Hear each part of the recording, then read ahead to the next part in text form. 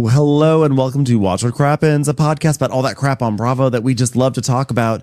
I'm Ben Mandelker, and joining me today is the one and only, the wonderful and beautiful and fantastic and special Ronnie Karam. Hello, Banoons. How you doing today? I am doing just great. We have so much to get into over the course the next few days on this podcast, because today we're doing Below Deck. We've got some McBee Dynasty coming up. We are going to be on our patreon.com/watchforcrappens. Big bonus episode action is going to be happening because we will be doing our recap take on the Love Island reunion, which was quite exciting. And so we got all that. It was quite long. And crackers. If I have to hear stand on business one more fucking time, and guess what? None of them did stand on business. My God, you bunch of wussy ass. I can't wait to talk about that today. Here's what 95% of that reunion was Huda saying, oh my God, I mean, like, I fucking love her. I fucking love her. And I'm so proud of what you're doing. And like, I fucking love you. And like, I thought about it a lot and I was fucking angry, but like, I fucking love you now, man. I fucking love you, bro. And I'm just like so proud of you, bro. I'm just so proud of you. I fucking love you, bro. Huda, like, I have to say, what a sicko that woman is. Like, really, because there were so many moments at the season where you cheer for her, you know, because like she's getting better, and now she's being, you know, they're being mean to her and stuff. So I went through so many emotions with Huda through the whole season, but this one, oh my God, they're like, Huda, you know, we deserve an apology. She's like, okay, I forgive you. Like, what? And she's like, but you're the one who is like liking posts with my face on George Floyd's body. Like, what are you doing? Yeah. And she's like, I forgive you. It's okay. I love you. I love you. I was like, this woman's psycho. This woman is a psychopath. I would comment more on Huda, but unfortunately, legal tells me I'm not allowed to. It's a Netflix thing. Sorry, Ronnie. Netflix is like, can't comment on that. You better do your Below Deck recap. You're both getting sued. Yeah, so we haven't recorded that yet, but that's going to be an undertaking, and we're excited for it. Also, some fun stuff. Ronnie and I, you know, I don't know if anyone in the audience has ever seen Beavers, but we are two beavers. Busy beavers, if you will, because we've been making some rounds. Ronnie was on Two Judgy Girls last week. I was then on episodes that they released yesterday and today. I was also today, I believe, airing today, Rachel Lindsay's podcast, The Morally Corrupt with Rachel Lindsay. We love Rachel Lindsay. We're definitely going to have her on to Crappy Hour. I was able to guest on that. And then later this week, I will also be on Keep It. So go support women who support other women. Okay, go listen to those podcasts and give them a listen, give them a subscribe, and join their fan bases, etc. So thanks to everyone who's been having both of us on to their shows. Yes, good times. I mean, those Judgy girls are classy. They're classy girls. Like, they sent a thank you thing, which we never do when people guest with us, but they sent me a thank you thing with my Two Judgy Girls hat. Okay, so I have this now. Two Judgy Girls. I'm going to wear it everywhere I go to find other judgies out in the wild. The judges, Tamara judges. They have their own candy. Like, they took a Sour Patch and they made their own wrapper that says Two Judgy Girls. Like, it's full on. Obviously, I didn't really realize it. I ripped into it. I was so excited to get Sour Patch Kids. And they just put the Sour Patch Kids in their own packaging. I mean, that's some classy shit. You know what you get when you guest on our show? Maybe a thank you text. We're like, thank you. We're gonna have to up our game now. Wow. Okay. Yeah, I want my own peanut M&Ms. Yeah, we had a lot of fun on all those shows, so go check those out. But today is Below Deck Day, and it was a very exciting episode because it was another episode where good old Jess had to deal with the consequences of her actions. Yeah, I am having to deal with the consequences of my actions. I'll bring up family cancer because there's a cancer person on board to get out of there. Wait a minute, that's the consequences of my actions. Fucking Jess.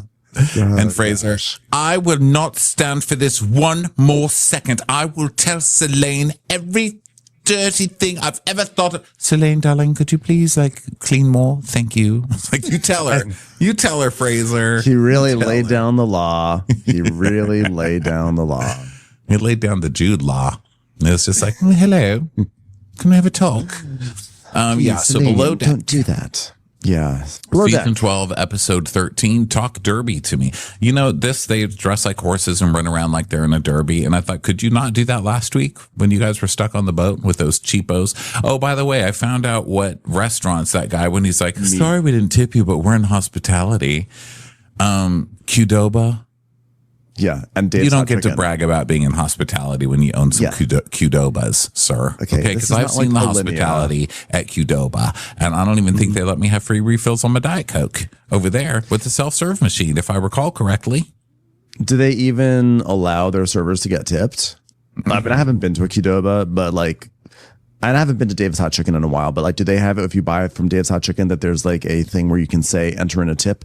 Like, so here he is talking about like hospitality and like, do they actually provide the avenues for people to give gratuity to their employees? Yeah. I mean, he's like, I know how yacht service could be because I have a Qdoba. So, okay.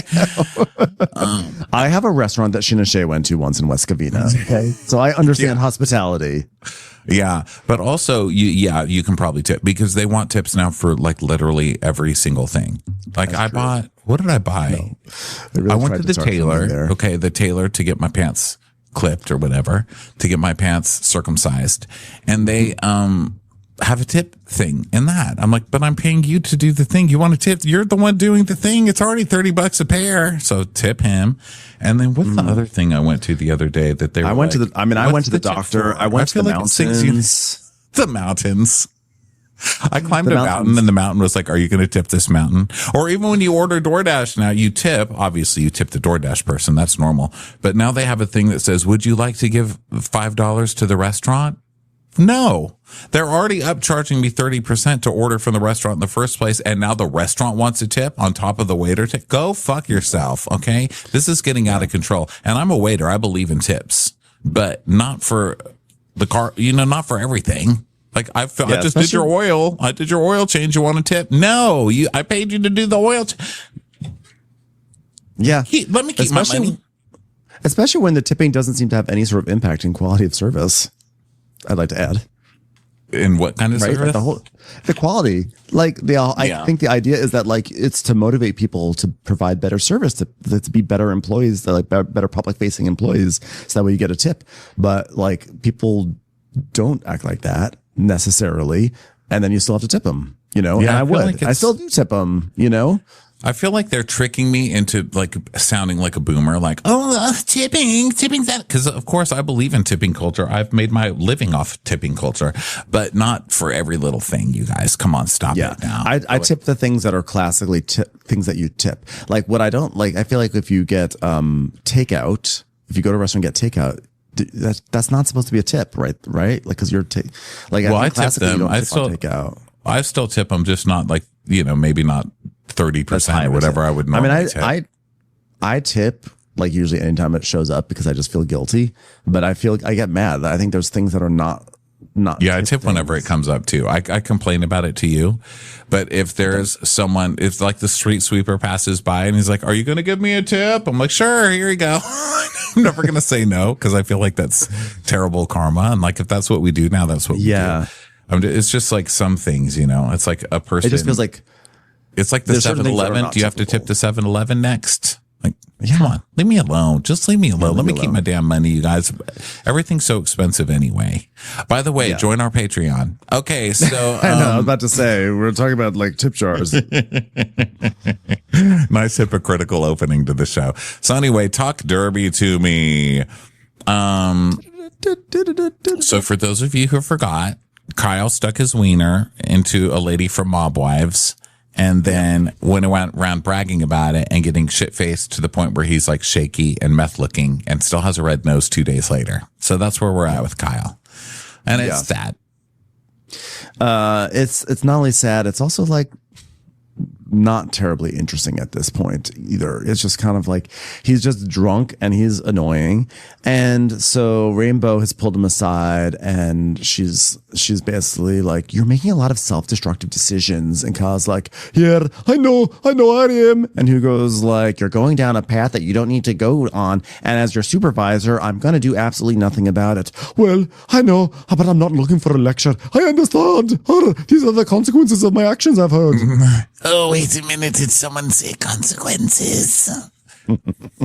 So Damo's like, his job's at stake. The reputation of the captain of the boat is at stake. Who's going to tip the captain? That's on him. Grow up. You're an adult. So Damo's over it, you guys. And I like Rainbeau. She's just like, listen, you're being really self-destructive. If you want to hit somebody, hit my sisters. I know. Yeah. So then they like go to party and everything, and Damo and Rainbeau are being sort of flirtatious. I mean, like, guys, it's like episode 45. There's not much time left. You guys got to hook up or whatever. So he's like, oh, you're grabbing my ass. She goes, no. Oh, it must be someone else. She goes, no, I generally don't think it is, because like I would love to grab your arm. Sometimes if it's like, I would actually choose arm over ass. So it's like, well, like Rainbeau, he's trying to flirt with you. Can you try to flirt back? She's like, she does no, try. It's not me. Yeah, she does try. But Damo is kind of like, he's like a tray of crispy tuna appetizers that have like been passed around already to the whole party. And you know how it's like really hard to get those with your fingers. And so everybody's kind of touched every other piece on the thing with part of their finger because they're just trying to get in there. And then by the time it gets to you, it's just, there's like fingerprints and like other DNA all over it. Like no one wants the last crispy tuna. And I feel like Damo's the last crispy tuna, like you should have served yourself earlier. Because right now you're really slimy and gross. And I'm really in it just for the rice part anyway. Get out of here, Damo, you disgusting hooker of a man. That being said, I've never turned down the crispy rice tuna I have appetizer. eaten the last bite of crispy tuna so many times. But of course, I also strategically place myself where the caterers come out. And so I usually get them when they are fresh as well. I have been the caterer. So I walk away and I'm like, no one wanted this last piece of crispy tuna. Or eat it. Like somehow I was the one who always made it back with at least like one or two pieces left on the tray. I'm like, whoops. I'm the one the cater waiter always gives that weird look to, because they know that they can like they can come to me and I'll finish off their tray. They always come up to me and they give that look. They go, uh-huh. They do that nod like, you want it, huh? You want it? They're like peddling drugs. They get so happy. They get so happy because they know they've got your number and they're like, you're the one I'm going to go to. Like, one more egg roll. You want this? And I'm like, well, I really have to save some space. And they do that nod again. Like we know you're going to eat it. And I'm like, well, I guess I will have it. I guess I can't help it. You know you want it. And actually, you're our biggest help, because when we go out there, if you go back to the kitchen and you still have stuff on there, they're like, Ronnie, could maybe stop talking so much and actually do your job.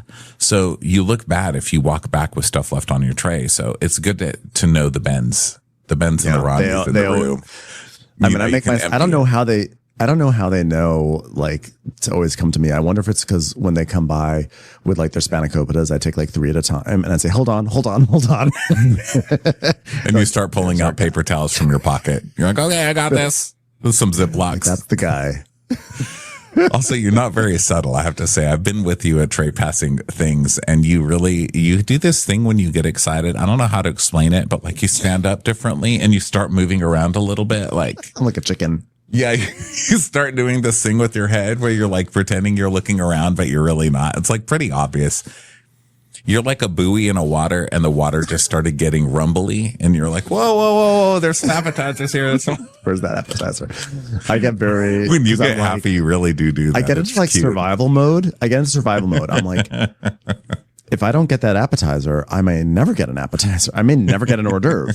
And like, they're not coming over here. Why are they not coming over here? Like, or why like they're not doing their job properly? They need to come over here. Like, we're part of the party. Why are we not being included? Why are we not part of this party? Like, are we lesser than? Are we not important? Yeah. So Kyle is, let's see. So Kyle's upset because he's being lectured by everybody, but rightfully so, because I don't think Kyle has really even truly sobered up because he's just been wasted. Now he's wasted again. And so, Anthony and Kyle, and also he's just been mean to Fraser in front of everybody, right? So now they're at the bar. He's with Anthony, and he's like, I'm out. I'm done. Fraser doesn't even like me now. So he's like, oh, I love you. Don't worry. You know, I never argue with Fraser. We argue all the time. You think I never argue? I do it all the time with Fraser. You want a towel? You throw a towel. Throw a towel, bro. Throw a towel. It feels really good. So Kyle's like, I'm fucking hurt and pissed off. And now fucking Fraser's pissed off with me. I'll probably fucking ruin that friendship there. And I was just kind of taking the piss. So I feel really disappointed in myself. Okay, two things. You can't keep saying you're taking the piss. Okay. It's like you cannot act like an asshole and be a dick and be stupid and irresponsible and then just be like, oh, I was just taking the piss. No, it's over. Like, it's too much. And also you can't act like a dick and an asshole and irresponsible and then act like a victim afterwards and say, oh, wow, now Fraser's pissed at me. I'm like, yeah, because you're being dumb. Stop acting like that and people won't be mad at you. Like, I'm not going to feel sad for you because you got wasted again and you went after someone who was trying to help you. Like, I'm sorry. I'm just not going to feel that. Yeah, I won't go as far as to say Fraser was trying to help him, but I agree with you. Like you publicly, like you tried to start shit with him at a dinner full of people. Yeah, but like I said help him as in like be friendly with him. That's what I really meant. Like someone who's like sort of on his side, at least. Yeah, you had someone who was. Listen, Fraser loves to go tattletale on people. So the fact that he made someone else do it for him was, I thought, pretty like for Fraser, that's an olive branch, I think. Yeah. Fraser's like, I'm sick of being villainized. So he's just done that whole thing. So then Hugo pulls aside Fraser and he's like, someone in my team is catastrophically spiraling into his own abyss. I think you can see that. Okay, you're not really wrong, but that's your job as a head of department. And also stop being a dick to everybody on the boat. Hugo really lost me this past couple of up. I mean, he never really had me, but no, but he's been really shitty. Yeah. And it's like, it's your job. He kind of had me because he was like a Jehovah's Witness. Like he grew up as a Jehovah's Witness and he left the church. And part of me is just so thankful that he's not going to be knocking on my door because listen, as Christians, we had to do that as kids too. Like my dad made us do that and it was horrifying. And then whenever somebody did it to me, I was like, this is how people feel when we do it. And I have to leave. I have to leave the church. So like I kind of got him in that. And I was also so thankful that no one was loitering at my house. So he kind of had me in that way. But then he lost me. Yeah. Yeah. I mean, hand the man some pamphlets because like I'm sick of listening to him. Yeah. I'm done with Hugo as well. So he goes and he's trying to get Fraser to basically fix this. And Fraser is like, he's like, well, he's not himself because he's been told by Captain that he can't assimilate with guests. But I know him. He's got an amazing heart. And tonight he was an idiot. Also, not only does he have an amazing heart, he also has very black lungs. I'm very concerned about him. But I also know that there are reasons for that. So then he has an amazing heart. His kidneys are on crutches, but his heart's doing great. The liver looks a bit like Swiss cheese. Probably smells like that too. He actually should take some piss and put it in his own body because his own is coming out as refined oil. It's time for a commercial. It's time for a Crappens commercial. So then Hugo and Fraser go to Kyle, who's sitting on the sofa, and Kyle's like, I'm sorry, by the way. I'm fucking sorry, man. The idea of hurting you, the idea of being incorrect in how I'm saying things. And now Fraser's being conciliatory. He's like, it happens. He's like, oh, I know it does, but that's tearing me to pieces. I'm like, sorry, bro. You just did this 5 seconds ago. Like, I don't know. I just don't have any patience for this. Like, you're too old to do this, or at least your face is. Yeah, the drunken crying is not my favorite with anybody. But you I don't know, but like you also like attacked your friend in front of everyone, and now he has to come and he has to console you because you feel bad about how you acted. I'm sorry. Like if he's sitting here saying really he feels so bad up. Yeah, he really is. And like he's sitting here acting He's like, I can't talk about this anymore, Netflix. But like, you're sitting here talking about how you feel bad about Fraser, but you don't actually get up and do anything and go over to him and apologize. He has to come over to you. I'm sorry. Like, this guy's a dipshit. It's official. Yeah, and Fraser's like, you're a beautiful, beautiful human being. I love you, man. I love you, man. So then it's time to go back to the yacht. Jess and Barbara are making out more, which also I'm kind of sick of. Like, great, you're happy. Okay, go be happy behind closed doors. You know, everyone's always telling gay people, do what you want in your own bedroom, but I don't want to hear about it. Well, you know, I feel that. Well, I guess they are gay, so I shouldn't say that. But I feel that way with people who are in like love, you know, like I'm so glad you guys are in love. Save it for Facebook. You know what I mean? Save it for your yearly. Oh my God, I married my best friend. Save it for that post because like I'm literally sick of it. I'm busy. I'm just sick of honestly below deck, like ogling at all these people making out. Like, we get it. They're making out. It's just too much. It's too much. Like, I want to focus on Don't the make work. out next to me in a car. It's just like we're supposed to care about this. Like, look at this crew. They're so messy. They're all making out with each other. And I'm like, that's fine. I'll take some of that. But like, do we have to center it on this show? Let's center the Windex. Let's center the bad work ethic. Let's center like the rags and like the wiping down the toilets. Like, that's what I'm here for. Yeah, me too. I'm not here to watch maids make out, especially like right next to me. I mean, we can say a lot about Kyle, but at least he's fucking someone in the bathroom. Like, that's a person with manners. You know? You're right. You're right. You're right. You're right. So then Rainbeau starts making out with Damo, which I don't know why anybody would make out with Damo because that guy's nasty. And she does. And she's like, if you want to know how Damo kisses, make out with a fish. Because, you know, it's like really wet. Oh, yeah, make out with a fish. So, yeah. And then Kyle she still likes it, I think. Does she like it? You know, she's horny. She's horny. She's had a tough season and she's all horned up. And then speaking of horny, Kyle and Solenn. So now, even though they've been both shitty to each other, they also have isolated everyone around them. So they just have each other to sleep with now. So that's what they're going to do. Kyle's like, can we just fuck? She goes, shut up. And, but they are going to go ultimately and have sex. Yeah. So Hugo is like, is it a problem with Jess and Barbara? And Solenn goes, oh, well, you know, you fucked up with me. You messed up with me, you know. And Fraser says, well, when you left Stilly to go with Jess without telling him, and like trying to figure out Solaine's love rhombus or whatever we're calling it. And Kyle's like, Basically, they're calling her out for jumping from person to person and hurting everyone's feelings, and then going back to the original one, which is Kyle. And but also she's acting mad at like Jess. She's like, oh my God, I'm so mad at Jess because like, oh, so you just like, you mess with me and then you just like leave me and you just go to Barbara. And he's like, but you did that with Stilly for Jess. She's like, no, it's not about you guys. No, it's not that. So they basically bust her. Busted. So then they get back to the yacht, and Jess asks Rainbeau if she can have Barbara over in the cabin, and then Rainbeau goes to sleep in the crew mess, and then Kyle and Solenn go to sleep in the guest cabin, and it's another night of the crew that comes to an end. Yes, and now it's 32 hours until charter the next morning. And Jess is like, what did you do last night that I don't know of, Rainbeau? And she's like, oh my God, I made out with Damo in the back of an Uber. It was amazing. I've already sent my sister a closed fist in the mail and said, stay the fuck away from my man, bitch, or you're getting a piece of this. Okay.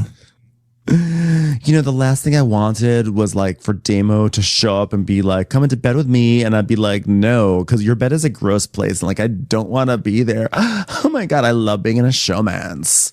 So then Kyle calls his mom because it's like, he always has to call his mom or his grandma for them to say, don't worry, you're still a good little boy. So she's like, but I love that they all know they all have his number immediately off the bat. So you got drunk and acted like a goddamn fucking idiot again, eh, Kyle? I've not really done anything. I just drank. They're all fucking winding me up about drinking, and I did have a lot to drink last night, so that did happen. Let me get it. So you're drinking too much, saying stuff that you shouldn't be saying. Did you fuck another goat in the stables again? It was a girl in the bathroom. God. Well, at least you're growing. You're growing. At least the goat was safe this time. Yeah. The McGillicuddies are still very upset with you. Mom, I can't take it from you too.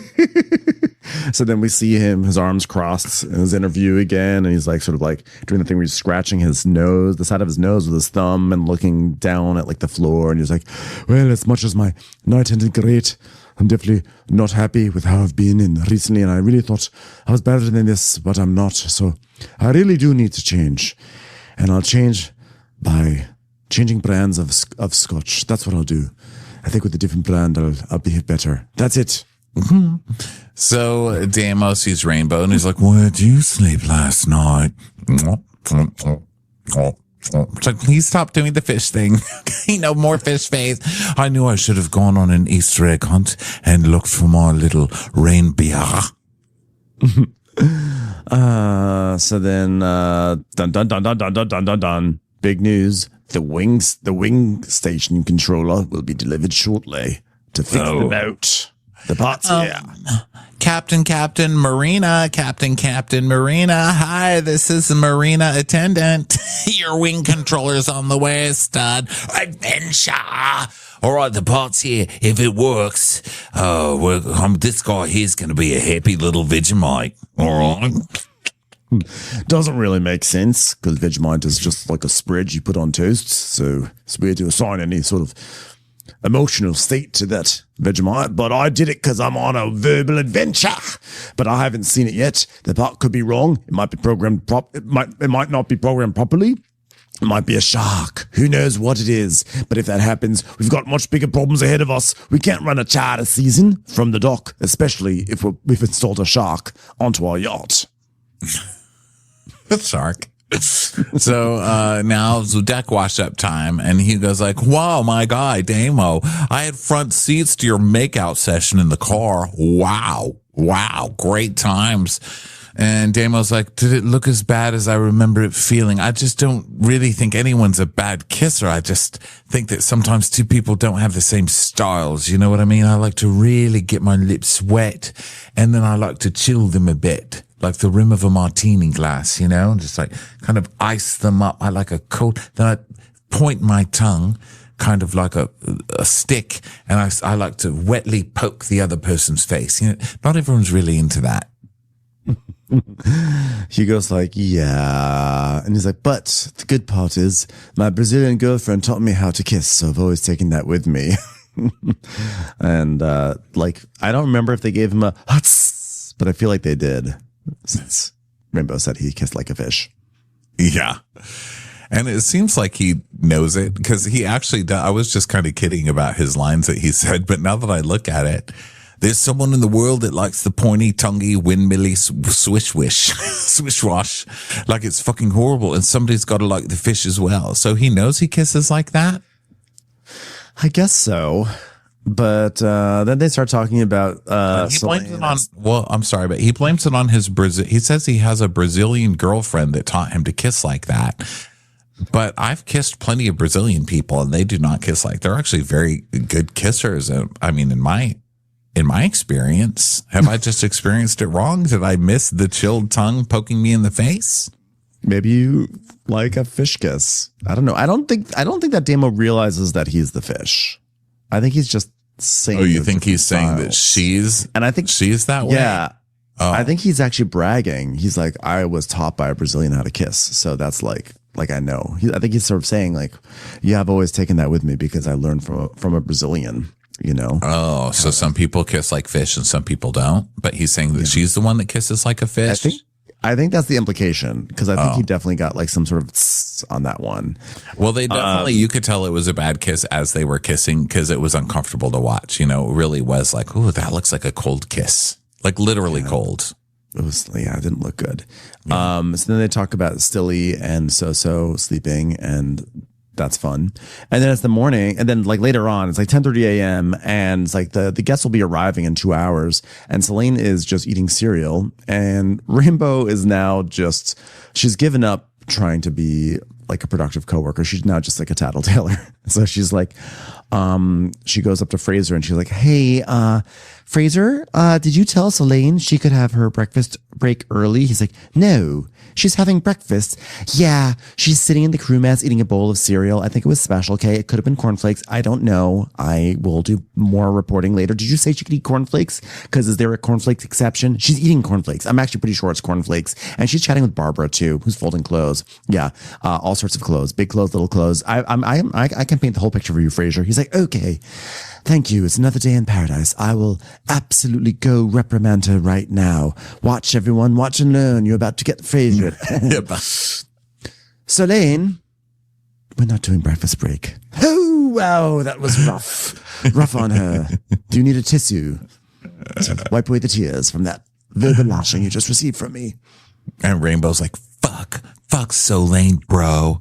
The worst type of person. 5 in the morning. Stupid bitch. Watching Rainbow just incrementally get more angry is so hilarious. Cause like really for Celine, I don't think anybody's going to give Celine like worker of the year, but like we've seen Celine improve. Like she's learned how to do things. So it's the worst that she's eating a bowl. Not saying that her eating the cereal is right or anything. It's just funny watching Rainbow get so mad. She's just pushed to the point now where she's just like, I saw that girl put something on a hanger, put it on the thing when she was supposed to be holding an eye. Fraser, just get rid of that bitch before I beat her. She hates her so much. Like just so much. So I personally love Rainbow being at this point of just being just totally infuriated. Me too. So this is the Rainbow I need. Yeah, like I don't normally love someone who's just so tattly, but I also feel like she's earned it. She's earned the tattles. She's had to deal with Celine for so long. So now the crew, the nameless crew workers are putting on this. They're working on this control station. Let's see if this pot works. And then Jess is talking to Celine because Celine wants to talk with Jess to clear the air finally. So Celine's like, so I think it is time to talk. Like we had like something, and like now you're like okay, it's just and like you take Barbara on a date, and like at the same night you sleep with her in the bed. You sleep with Barbara in the bed, and it was not good. It was not fair as for me and for Barbara. Like, well, maybe I was just embarrassed about the consequences of my actions. I was like, well, that's why you tried to hide me? She goes, well, I didn't want to make it a big thing and for me to avoid it. I think it was just easier to avoid it. So I didn't avoid you intentionally. I avoided you on purpose. Does that make any sense? So, yeah. So you're like a coward? You're a coward, huh? She doesn't owe you a deep relationship talk, Celine. I'm sorry. You've set up a whole thing where you're going to make out with everybody and have no strings with anybody. And if anybody gets upset with you, you say, well, but this is love. This is how I do. So this is just me. And then the second it happens to you, you act like Christ on a cross. Okay? Sorry. Nobody's going to feel for you, Love Island. Sorry. No one.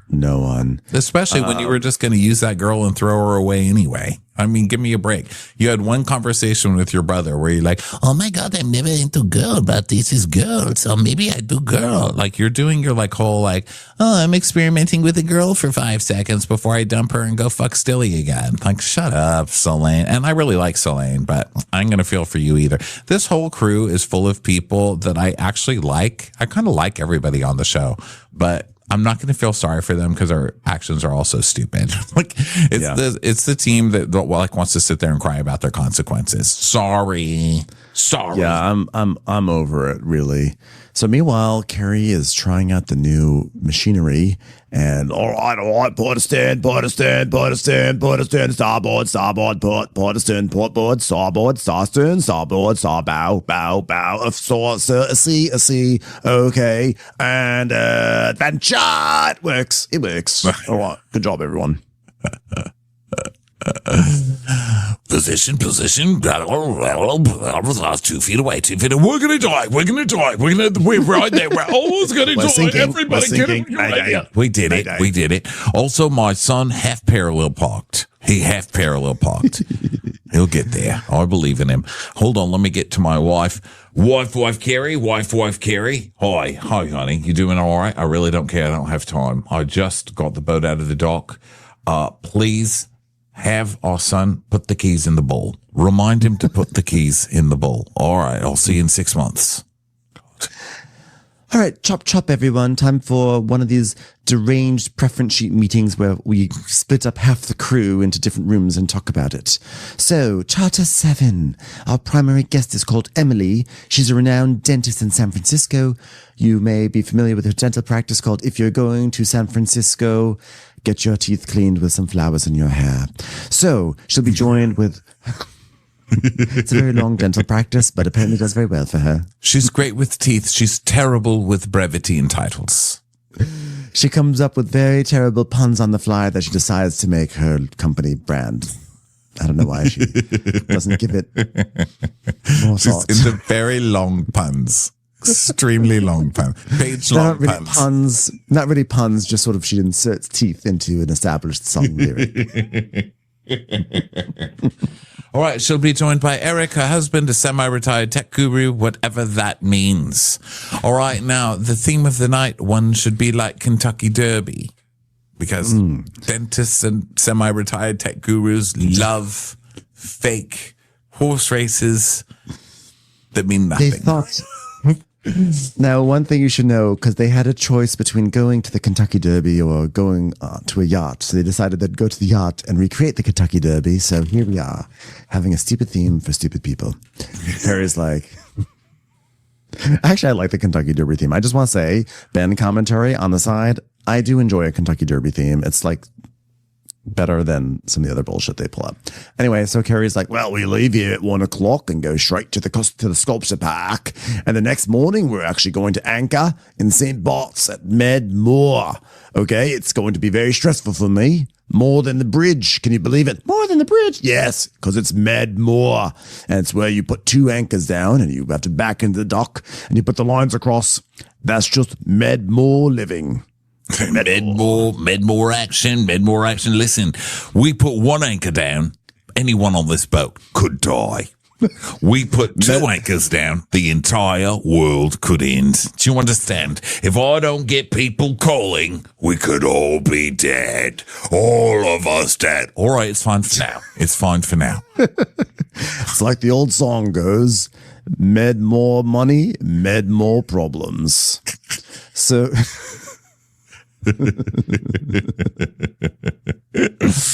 But we don't have any ground lines or anything. It's just anchors for us. Is that how we're going to? It's just anchors. We could all die. That would be the consequences of our actions. Right. You know, I held out all season to not go to Medmore and St. Bart's. There's many obstacles to get in there. We cannot balls this up, all right? A lot of obstacles. For instance, you have to go through an actual labyrinth. The yacht must go through a labyrinth. You must. You'll be plagued by visions of David Bowie as you sail your yacht down the labyrinth. We're going to see a kind of creepy, overly skinny man in a Rod Stewart wig with a crystal ball. All right? There will be a bog of eternal stench, and we're going to try to avoid that. Guests do not like eternal stench. At one point, we'll all have some sort of fantasy moment where we'll pretend we're at some masquerade ball with that strange Rod Stewart man. And then we'll wake up with a small creature that's carrying lots of things on its back. One thing we don't want, bowling it up. One thing we do want, Vegemiting it up. All right? We all on the same page? Vegemite. Right. Commercials. Here comes one right now. All right, and then the next morning the guests get off, hopefully literally, and then the guests arrive. All right, so one more thing that's important to know. Emily, she just finished chemo treatment, everybody. And they're like, oh, God. And then Fraser in his meeting is like, And she's about to receive a mastectomy upon her return. So this trip is all about her. Do we all understand? Party. Mastectomy party. Are we all there? All right. So now Jess tells a story about how she was really close to her grandparents and she lost them both to cancer, and that it was really rough on her, and this is dredging up a lot of emotions for her. Yeah, cancer's a real dick. My God. In a show where we like to make lots of jokes, I think everybody has been touched by cancer in some way and don't love it. I don't think anybody's got a great experience there, you know? No. Fuck you, cancer. Just if we haven't said it enough recently. Fuck off. So, 13.5 hours until charter. Selene and Kyle making out in the laundry. I know it's not going anywhere with me and Solane. It's past the point of emotion now. It just needs to be, it just needs that must be met. I'm like, was it ever in a real place of emotion? I mean, I know you got sullen there for a moment, but like, this was never a real relationship. Let's be honest, okay? It's also sad how happy Kyle is just being the only choice left. You know, he's like, well, she's gotten desperate enough to come back to me. I'll take it. JMO may have been the final piece of crispy tuna order that was passed around, but Kyle is the tray. Kyle's just the oily tray. Yeah. He's just the sad tray and maybe some doilies. So Selene says, We live for what? What do we live? Pleasure. We live pleasure. This is why we live pleasure. you're gonna die unhappy. I'm telling you that right now. So now everyone goes to bed, and now it's the next morning, and Carrie does his inspections, make sure everything looks good, and then the guests arrive. It's 12:04 p.m. In case you thought they arrived at noon, I hate to break it to everyone. They arrived 4 minutes late for their charter. Oh my goodness, that's 4 minutes. They'll never get back on the high seas. But I'm sorry. I'm semi-retired. What do you want from me? I played semi-golf this morning. Okay. Not my ass. You know what? Sorry, we just had a very biting discussion before. I'm a dentist. Sorry, you're just gonna hear a lot of these puns all weekend long. Okay, everyone get ready. Take all the lines off. Take all the lines off. Copy that. All lines are off. Bridge. Your stern is well clear of the dolphin. Clear of the dolphin. All right. Out of the slip. This is to come to head. 40 meters. Consequences of my actions. 40 meters. All right. Dolphin clear. We're almost clearing the bridge. Almost cleared the bridge. And we got the steer is now clear of the bridge. And we're going to crash into the consequences of my actions. Smoking a cigarette there. That was the hottest yacht removal I've done in a long time. Nailed it! Yeah, everything's fine. So the guests are hanging out. Emily, who is the cancer survivor, she is talking about how she just had to finish 6 months of chemo, and they're just like complimenting her and saying, and she's saying, yeah, it was really scary. And her friend is saying, it's blessings that you get to survive this, and, you're feeling your pain and you're entitled to feel your own pain, even though it isn't a death sentence, etc. So they are. I don't know why this like they're something. First of all, the guest, the main lady, is so sweet. She talks a little bit as the charter goes on. She reminds me of the drunk lady that got kicked off. Like, she's more well behaved, but she has kind of the same look and the same kind of vocal pattern as that lady. So she's like, yeah, I was really tough. That was really scary. And her friend's like, let me tell you this. You are a survivor. You are entitled to your pain, and I want you to feel your pain. Do you understand me? Because that is your right. And then their friend goes, do you snorkel? I was like, is this other guest just always going on in platitudes where she's like, you listen to me. This morning is the best morning you're ever going to see. You get up and you tell the sun, I fucking love you, son, and I'm grateful to see you. Like, you guys think we could get some breakfast around here? I'm really into bagels. I was trying gluten-free for a while, but really didn't work out for me. God, they just don't make it taste like real bread. Eliza, can I just please? I'm trying to do a pep talk for the cameras, okay? And first of all, I'm scared of fish, okay? I want nothing to do with them. All right, where were we? I just left. Do you snorkel? Okay, so then Carrie is like, all right, watch the chain, let me know how it's doing. Do you understand me, girl on the boat? All right, now, what are you seeing up there? Can I get an update? I need a chain up. Where's my chain update? Where's my goddamn chain update? Jess is like, Oh, yes, the chain looks good, Cap. The chain looks good. And so do the consequences of my actions. all right, well, once you've locked down the chain, come see me in the wheelhouse, please. So she comes up and he's like, all right. On the anchor, you give me information when it's going out, but when it's out, you're waiting way too long between telling me anything. All right, where's the dolphin? I need to know about the dolphin. Dolphin updates. What does it look like I'm doing up here? Twiddling my goddamn Vegemite? I thought it was Marmite, and that's my bad. I should have looked at the label. These are the consequences of my actions. All right. Just get your head in the game, okay? And remember, once you lock down that chain, just come in. Oh, I already told you to come in the wheelhouse. You're in the wheelhouse. Oh, that's funny. Anyway, just, keep your head in the game, all right? Like I was when I just recited what I was talking about. Keep your head in the game. Copy. Sorry about that.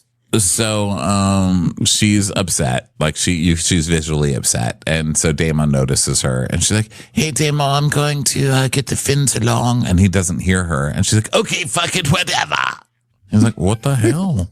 You all right there? Yeah, she storms off. Yeah, she's upset. Upstairs or somewhere else, Hugo finds Jess. He's like, hey, are you all right? Because if you're not doing well, I'm going to pass you off to Fraser. She goes, yes, I'm fine. Oh, thank God. I was afraid I'd have to have a tough conversation. Okay, let's have a chat. Okay, if you're upset about something, you don't have to talk about it. That's fine. In fact, I'm going to encourage you to not talk about it. In fact, if you're really upset, how about we just go our separate ways? Okay, thank you. She's like, well, Captain spoke to me about the anchor drop and stuff and just some shit, and it was just frustrating for me. I understand that. I'm in my own head. It's just been a long fucking season. Oh. He's like, to be honest, I'm concerned about Jess's performance.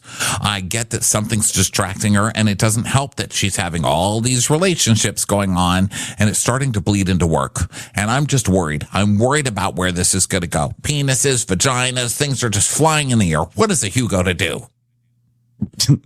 They're trying to set up this thing. This may be kind of a callous take, and maybe it's, I don't know, maybe it's not whatever, but I'm going to say it anyway, because this is my thought when I watched it. They're trying to set it up like Jess is almost having this like noble, deep thing where like someone with cancer is on board and it's triggering her and reminding her of her grandparents, which may all be very true. And like, I would never take that away, like the trauma of something like that. But honestly, I actually really think what it comes down to is that Selene sat her down and was like, you were shitty to me and you made me feel bad. And I think that Jess is like, I think that's really what's motivating this. And I feel like the show is trying to make it seem like it's actually something like deeper and more noble and sadder and more linked to trauma. And I think that's probably there. But like, I think ultimately Jess is just like, oh, I made someone mad. And like, I think she likes to just do her thing. I think she's just the consequences like, took up with people of my actions. I think that's what it is. I think really it is too. I mean, that is my feeling. I made it kind of a comment in the beginning of the recap, like using that as an excuse. And that is kind of callous because I'm glad you said it, because I was sitting here feeling like guilty for saying that in the beginning, which is rare for me. I usually don't feel guilty. But, yeah, I mean, I think that the going through that with your family is upsetting. I've been through it with my own grandmother and my aunt and stuff, so I get it. But, also, yeah, she just got told off for being an asshole to somebody and hurting their feelings. And then that was followed up by having the captain upset with her. And so it's a couple of things. Yeah, and I think sometimes it's easier to be like, well, I'm crying for this other reason. I'm not really crying because, I'm fucking up at work and I'm hurting everyone's feelings. I'm crying, exactly. I'm going to use this other thing. And it's not like she can't be sad over the grandma, but it's also like, I don't know. It's kind of like, just take responsibility for what you did and apologize and move forward, Yeah, I just had that like nagging feeling like, I know like you're sad and like this does remind you of your grandparents, but I feel like the real reason why your head is like in the clouds is because you're probably distracted because you're like, wow, Selene hates me and I'm a fuck up. And now I just fucked up this anchor thing. And then she just spiraled from there, especially because she probably thought that like, when she finally started like truly now getting with Barbara, she felt like I'm doing the right thing. I'm doing the mature thing and da-da-da. And I fixed it all. And Celane's like, no, you actually still hurt me and you did not fix it all. So that's my thing. I felt like that was my reaction to her emotional state on TV. Yeah, me too. So then Anthony announces, lunch, we have fish tacos, chicken tacos. And they're like, oh my God, delicious. So now Damo and Jess are talking. And she's like, listen, before I turn this coffee machine on, I'm sorry about earlier. It had nothing to do with you. It's just that the captain called me to the bridge and he was talking about how I shouldn't be making out with people that I'm not with and sleeping with Barbara with him in the room. I'm sorry, wait. I'm mixing up my consequences. He kept on saying something that vegetables might do, and I was like, what might they do? And he said, well, Vegemite. And I said, what? Vegemite what? And he just kept on saying Vegemite. I was like, finish your sentence. He's like, I did finish the sentence. I was like, is this some strange punishment for the consequences of my actions? What might the veggie do? And then I'm just bothered and it's just one of those days. So now Fraser is cleaning up lunch. Days. Don't take it personal. Continue, please.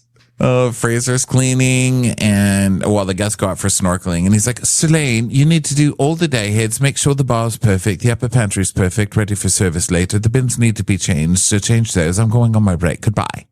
Perfect, thank you, honey. She's like, Good break. Always me for toilet. Always me. I guess it is me. It is day head, night head, in between head, nap head. All head me. All head me, I suppose. I'm not the children.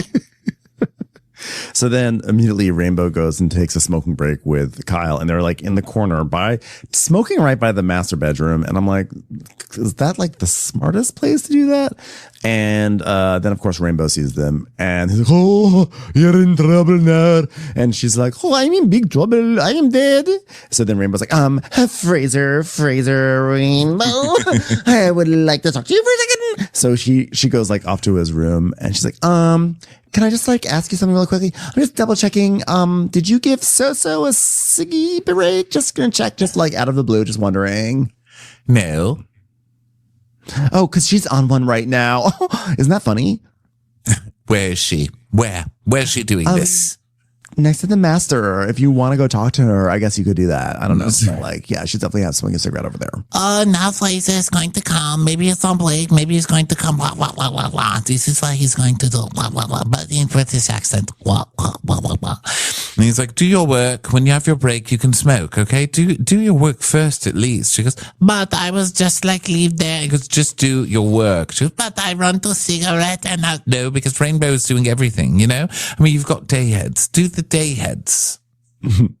They had bar pantries, like, and the quick fact, okay? You've got a whole hour of break time, okay? She's like, okay. Well, if I see Rainbow do something, I want to Fraser. Oh, she's a big bitch, bigger than I thought. Oh, wow. That's why you should at least try to be nice to your superiors, okay? Mm-hmm. So now it's first day of charter, 4:15 p.m. People are sculpturing. They're under a sculpture park.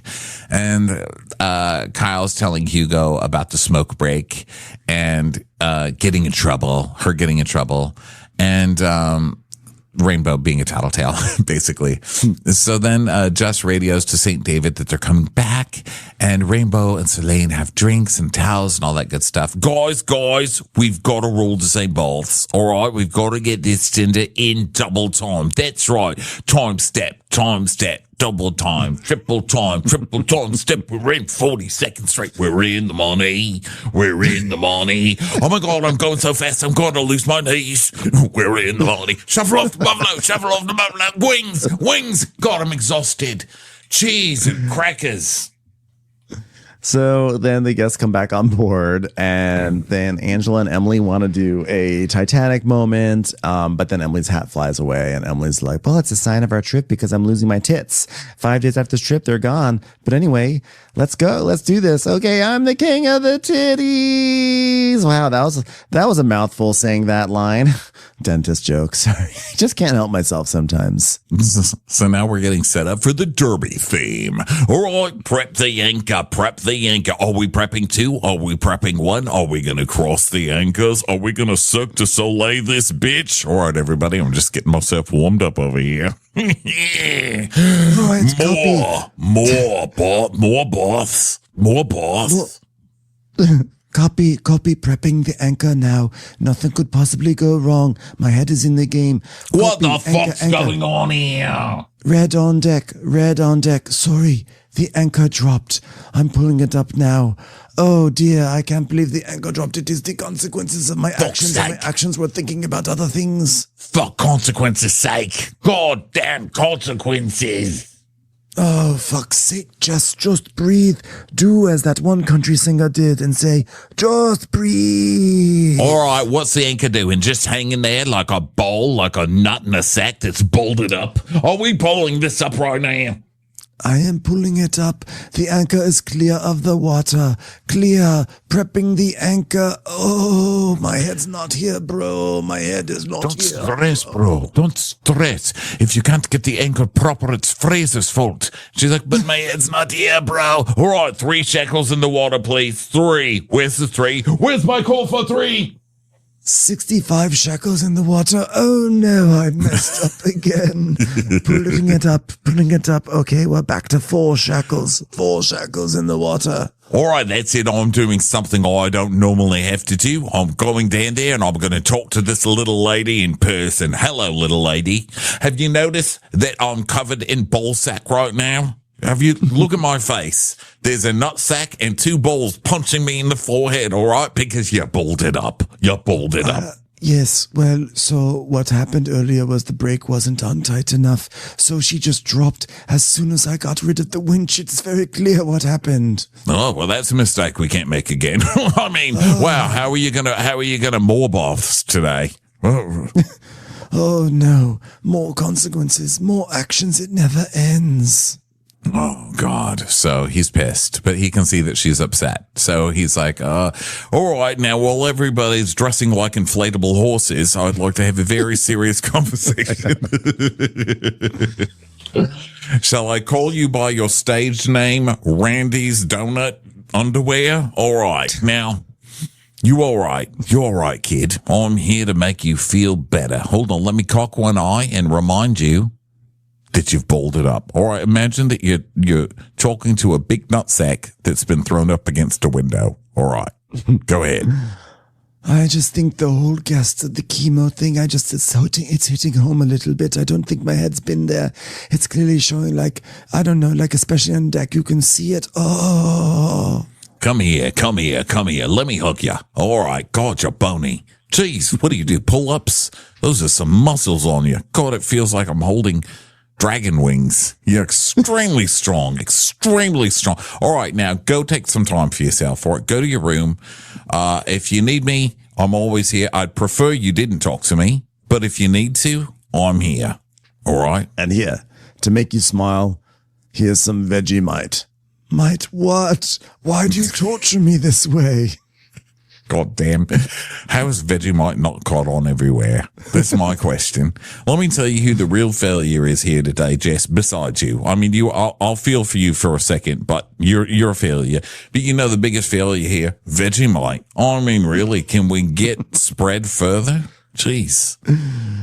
I don't know what's going on with Jess completely. All I do know is that whatever it is, it's kind of boring. But there's something going on internally, and it's a very important part of my job, not just the crew's physical safety, but their health and their mental health too. And I just want them to know that I'm there for them, especially if they want to talk about it in Turkish. Still taking the lessons, everyone. Yeah, he is very much like, I'm a father, and that's what I am on this boat. A father. What's wrong with you? You sad? Go to bed. Go to bed. All right, talk to your pillow. Turn the lights off and sit with yourself and think about what you've done to this boat and how you almost killed us all. So Jess talks again about the cancer and how it really affected her, and like how actually when she was younger, her grandparents managed a yacht club and they grew up on boats because of the grandparents. And really it was because of her grandfather that she got into yachting. And so this is why she's really upset. So she's crying and Barbara checks in on her and she's like, I am fine now. So the guests get ready and they are dancing around in inflatable horses. And, it's because the Kentucky Derby and all that fun stuff. It's disturbing. Jess, I just want to make sure you're all right and to tell you one thing that I've learned, and that is Dysradia aglamok. Right. What does that mean? Cry outside. All right. Don't want to see your face anymore. It's very smudgy. Please go do something. I would like to add to the episode, please. I'd like to just tell America that my dad passed with a heart attack, so it was like something brutal. So, he didn't suffer because it happened like that fast. And like with cancer, it's a hard fight, it's a battle. And I definitely want to make everything special for Emily. And every meal I'm making for her, I want her to remember it's a celebration of life. And afterwards, I'm going to invite her down to Galley to hold tea towel and throw it at the refrigerator. And to really show you how meaningful this is all to me, I want to do it in where you can see my Instagram wall. Here I am in a Speedo, beating a giraffe who's eating flauta, which is rolled taco. And now to celebrate all of this, here is a steak with black cherry sauce. It's not a joke.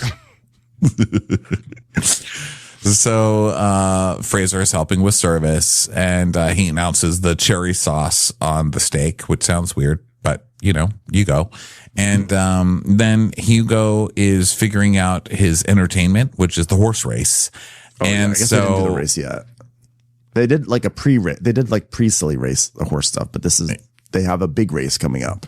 But it's really funny watching them all dress like inflatable horse. I mean, it's just so ridiculous. And then it turns into this big dramatic scene. He's like, okay, what is it? The three of us, how about the three of us race? Okay. You and Jess. And Rainbow goes, you guys can have Selene. And he goes, oh, wow, you really hate her, huh? She's like, no, I don't hate her at all. Why would you say that? He goes, yeah, right. Bullshit. You're a terrible liar. And she's like, 0% of me has any hate in my body for any stupid bitch that won't do her work.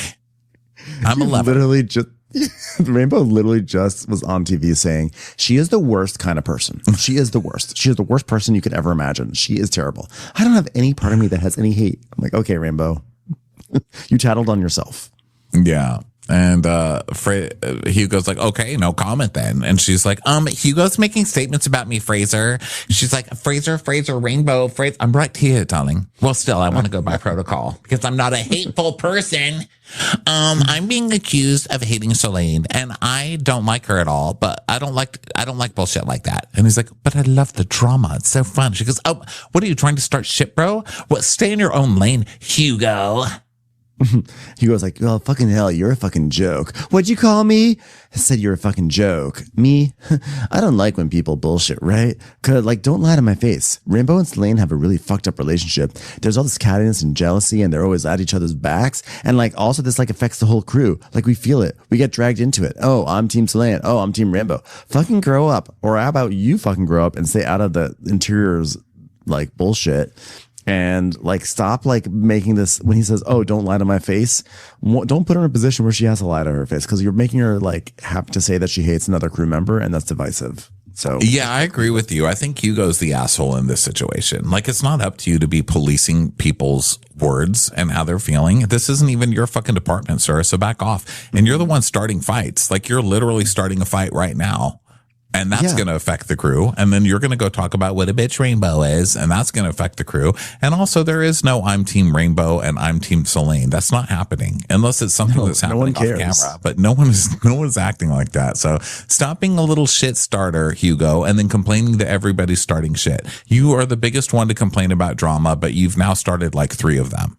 So yeah, also no one even talks to Rainbow. I don't think even people pay attention to Rainbow. She's just there. People say hi to her and they just move on. So it's not even there isn't a divided crew. People are just doing their other things. Yeah. So then Fraser is like, well, I'm sorry. Fraser's talking to Rainbow, and Rainbow's like, "What was that comment from Hugo?" He's like, "Oh, I thought it was all joking," and he was like, "Oh, you really hate her?" And I was like, "Oh no, I'm just saying." And he was like, "Oh, this is so high school. You don't hate her. You don't hate her. You don't hate her. You're a fucking joke." Okay, you don't come and guess what? Hugo doesn't come to our space and start shouting at my people. That's you know what I'm going to walk right up to him, and you know what I'm going to say to him? I'm going to say, "Listen, Hugo. Excuse me, I'm trying to get by," and he will learn from that experience. I'll tell you that much. Read him full filth. Excuse me. Thank you. See? Just did it. So dessert served, and Anthony's like, "Tonight for the last course, we got boobies." Oh, yes. In honor of breast cancer, for the last course, we have profiterole with vanilla ice cream, homemade chocolate sauce, and homemade whipped cream with a skirt steak in the middle. Because my grandpa liked this. And he also was a big fan of potato. So that's neither here nor there, but he rode a horse too. Show the Instagram. Show it. It's sort of, this, again, I'm not trying to be insensitive, but there is also something about this episode. This woman has gone through hell. She's had chemo and she's celebrating life. Like, she made it to the other side. She is so lucky. And she's here on this boat. She's celebrating. And everyone's just talking about the people that they've lost. And I just feel actually, I don't know. Everyone's gone through this. It's traumatic. I understand. It's dredging up memories. But I almost kind of feel like I almost was like, why can't they actually be more let's celebrate your life than dwell in the losses that we have? And I understand it brings up stuff, but there's part of me that's kind of, I don't know. I kind of felt like, well, also, if you're really close with someone who's ever gone through this, it's so fucking difficult. And let me tell you the last thing they want to hear. Hey guys, I've been through chemo. I've been through a hell of a time. I've been dealing with cancer for a couple of years and I thought I was going to die. Oh, my grandma died of that. I'm still upset. My grandma passed. My grandpa passed. Everyone's dead. We get it. It's no, this is my cancer. I don't want to hear about your trauma. This is not about you. Okay. This is about me. This is about me. Stop all of your fucking trauma. Do your trauma on your own time. This is my cruise to talk about my pain. Get your grandmother out of here. Get her out. Yeah, wheel your dead grandmother out of my scene. It's almost and I know Jess and the chef are not talking to the guests about this stuff, but there's also an element of this lady came on here to celebrate life and she's going to turn on Bravo, and what's she going to see? All these people who are oh yeah. It's can we celebrate this lady more? This is such an amazing thing for her. But I understand I'm trying to ride a line here of being acknowledge that people, are brought to places where they are thinking about loss and they're allowed to feel that way. But I also am just I kind of feel it's overshadowing that this woman is actually she's done something amazing, right? Or she's gone through something so tough and come out the other side. I think they're just doing the reality show thing of okay, it's a cancer episode, so everybody talk about people that you've known with cancer. So they're just doing it. They're just doing what they're told. But I think it's put together kind of in a clunky way. I agree with you. Yeah. Because I don't have cancer currently, but I watch this and I'm getting offended for the lady with cancer too. I'm can the lady have her own moment? Okay, this is not about her. This is not about you. Yeah, I think that's what it is. It's I'm trying to I'm not trying to dismiss anyone's stories. And obviously Anthony's not even talking about cancer. I'm not trying to dismiss these stories. These are important life-shaping things. But I'm also kind of I don't know. I feel they are detracting from what should be a celebration of this dentist. Yeah, just give me my fucking profiterole. And do you know what we really need to settle? Thank you for just crystallizing what it's all about. And do you know what we really need to celebrate more? Chew pastry. We really all need to be making more choux pastry. It's not that difficult, and it is so fucking delicious. It really is. I'm going to make some today for my friend Trisha who's staying with me. We're going to have choux tonight. That's it. Wow. Shoopa doop pastry. Insane. It's going to be a very share evening over here. We're going to have some share choux. Okay. Someone once someone once said they cannot stand when I sing on the podcast. And to that person, I say, sorry, this episode, got the music in me. I've got a song to sing for you, person who wrote that comment. Fuck you, fuck you, fuck you. I actually have here's a song for them. Run away, run away, run away and save your life. Run for your mother and run for your sister. Run for your mother and run for the doggy. Run to the running and running and running. Do you remember that song, that Florence and the Machine song? I felt like every time I walk into the Trader Joe's. Every time I walk into the Trader Joe's, they're like, run for your mother and run for your sister. Dong! Someone rings that bell. We need assistance. Oh, thanks, Sherry, for doing it on beat. Oh, you like the jelly beans here, huh? I mean, they're just so different. They really are, aren't they? You're getting 2 of them. Good for you. Good for you. I never go into Trader Joe's anymore, but I actually happened to go in like yesterday. It's so funny that we're talking about it right now. No one ever talks about Trader Joe's. Yeah, I don't go in much either because there's always a line in the valley to get in that goddamn, well, not to get in, but it's like so hard to move because it's so small. But I went this weekend on vacation, and wow, you can get all their frozen things. I forgot how good their stuff is there. I know. I mean, they got so many appetizers. You throw them in the micro, and people are like, Ronnie, what a chef. I know. I got some frozen gyozas because I'm going to try a recipe, a tomato dumpling salad where you basically toss dumplings with fresh tomatoes and like vinaigrette, and it's supposed to be amazing. And I'm going to try it out. Delightful. Yep. Go fast for your mother and fast for your sister. Go run when the Florence and Machines on the yacht. So, so this is where it gets really good. Derby. Okay, so they do the Derby. It's bedtime. It's like 11:17 at night, and Celine hurts herself on the coffee machine because she's cleaning it. She goes, Oh, coffee machine. Ow, coffee machine. and Rainbow goes, Do you ever think that when you hurt yourself, this is karma? She goes, Only a baby. She goes, yeah. So, because you fuck over your teammates every day. That's fine. Whoa. Celine goes, sorry? She goes, yeah, I said those things are I said that's because you fuck over your teammates. You know how when you hurt yourself, every time you fall down the stairs, every time you trip and fall, that's karma from you fucking over all of us, you fucking bitch, whore, slut. She goes, you want to say something to me, Rainbow? And she's like, okay. She tells us, Here we go again. Another fight. Rainbow is like beast of vagina bush. I don't even know what that means. Beast of vagina bush. I feel like there's like some French put down that she like translated into English very literally. Like in French, if you say like beast of vagina bush, it's like it makes sense, but like in English, it's like what? So that's just funny. Beast of vagina bush.